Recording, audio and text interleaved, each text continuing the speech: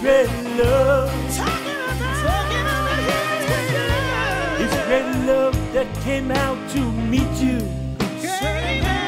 Of His great love that's been coming through. Of His great love that's been coming out to entreat you. Of His love that's been coming through. Can be your love or my love. Can be His love or her love.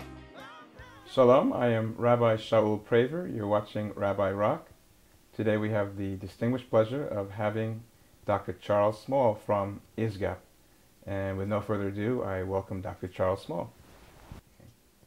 The last time I saw you was about a year ago, and you had just done all of the legal work to establish your organization, ISGAP, Institute for the Study of Global Anti-Semitism and Policy, and you had become a 501c3. Mm-hmm. And since then, you've really launched the organization. You have a whole roster of very fascinating speakers. Just last night, you had Benny Morris on. So I'd like you to bring us up to date. Tell us what these lectures have been about. Okay. Let's start with Benny. Okay. Well, actually, I'll go back one step. Yes, since we last met, when we became a nonprofit organization, I attempted to develop a network of scholars to support our institute, and we have about 60 professors from around the world, from North and South America, from Europe, the Middle East, Southern Africa, who are leading scholars on issues connected to anti-Semitism, and they're part of our advisory board. And we have a professional advisory board, so our institution sort of took off, and I think because of the success that we received in getting support, we started to do programming at Yale University. We developed a lecture series that ISGAP is co-sponsoring with the Institution of Social and Policy Studies at Yale. Okay. And we developed a very good seminar series that we've brought scholars from Israel, from Europe and North America to come and speak. It really is fabulous, and you're also endorsed by Nathan Sharansky. So I'm truly fascinated with what you're doing. Now, Benny Morris, tell us about him. So Benny Morris is a prominent Israeli professor of history, and he's a professor at Ben Gurion University in Beersheba, and he was one of the first Israeli historians as the documents of the founding of the State of Israel began to become declassified and open to the public. There were a group of Israeli historians that were the first scholars to look at these declassified documents about how the State of Israel was established. And he and a few other people became known as sort of the revisionist historians. And they started to look at I guess in a sense they tried to correct some of the narratives dealing with the establishment of the State of Israel and Zionism. And in part they looked at how the establishment of the State of Israel helped to create the Palestinian refugee problem. And he was perceived, and some of his colleagues, as being extremely left-wing, and some people even said anti-Zionist, which he never said he was, but he tried to look at the full picture of the establishment of Israel and all of its implications on Jews and Israelis, but also on Palestinians. During the rise of the Intifada, he, to the, I guess, surprise of some people on the left, not so much to me, and to some others, he started to be very critical of what Arafat was doing, and I think he started to expose how the Islamicists, Hamas, Islamic Jihad, and Hezbollah were working in tandem with Al-Aqsa Brigade and Arafat and the suicide bombers, and he started to really condemn the Second Intifada and to look at the anti-Zionism and the anti-Semitism inherent in this new Intifada.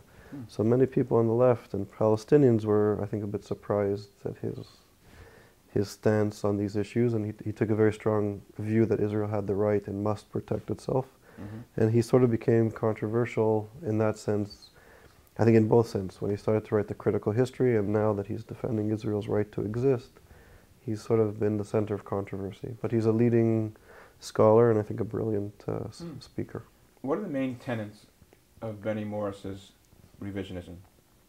Well, I think the revisionism came from his, I'm quoting him, from his perspective, that there needed to be, within the Zionist narrative in Israeli education and in the Israeli society, and need to look at the, I guess, the other side or the dark side of the Zionist narrative. That Okay. So what did he find what was wrong with the narrative up until then? What did he? What were the specific points that he, the salient points that he corrected in the narrative? I think the key issues that he was concerned with in his work, and he wrote a book called The Birth of the Palestinian Refugee Problem, was looking at how the establishment of the State of Israel affected Palestinians in the region, and how Israel played a role in the creation of Palestinian refugees. Okay. More so than had been previously thought. Yeah, I would say so. At least yes, I think certainly in the educational system and in, I guess, the dominant view of Israeli history by Israeli politicians and scholars was different. Okay. So he thought that was true, but he didn't go along with the terrorism bit. No. So I think what I respect more is whether you agree or disagree with his work. The thing that I think is important is that he really is a scholar searching for truth, and he's not, in a sense, holding or adhering to kind of narrow political rhetoric or ideologies. He's not just delivering a manifesto which can't change it. He's a historian searching for the truth. So on the one hand, he looked critically at Israeli history, but then at the same time, he's looking critically at Palestinian political discourse and culture. Fabulous, fabulous.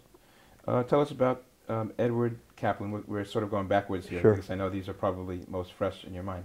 So Ed Kaplan is a professor at the School of Management at Yale University, and he's a mathematical genius. What he basically does is take statistical information, or he has done, I don't think all of his work is like this, but he takes statistics and he looks at issues of policy and how trying to understand policy and, I guess, demystify policy issues. Okay. So he did very important work, for example, in Israel.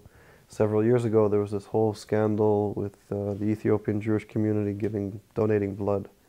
And apparently the Magen David Adom was taking blood from Ethiopian Jews who were donating that's it. the Israeli version of the Red Cross. Right. Okay. They can't be anyway, so that's a whole other political Right. issue with the Red Cross. But that apparently the Magen David Adom, or the Red Cross, was taking the donations, but they weren't using the blood from Ethiopians because there was this whole mythology around how Africans were carrying AIDS viruses. I see. And it became a big scandal politically, and it became a very charged issue.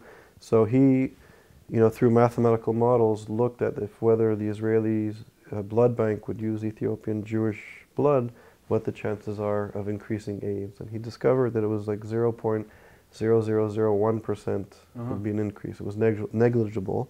And that for policy issues, it was ridiculous not to use the blood. I see. So he really actually kind of diffused the whole situation through his research. Oh, fascinating. So what we did, we actually did a research project together, and he presented our findings. Is basically we took a research survey, a very rich survey that was actually carried out or commissioned by the Anti-Defamation League in New York, and we used their data sets. And basically, there's the whole question is whether if somebody is anti-Zionist, are they anti-Semitic? Right. And so people could be critical of policies of Israel. People may be anti-nationalist. People, for religious reasons, may not be Zionist. There's all sorts. There's a gambit of people. Many people would say that although they're critical of the state of Israel, they're not anti-Semitic. When in many cases we know that they are anti-Semitic, but it's difficult to prove. Yeah. So what we did is we looked at sample surveys, and basically we instead of asking the question if whether people who are anti-Zionist are necessarily anti-Semitic, we took from the sample those who were anti-Zionist and compared how many of the anti-Zionists were anti-Semitic based in comparison to the overall population.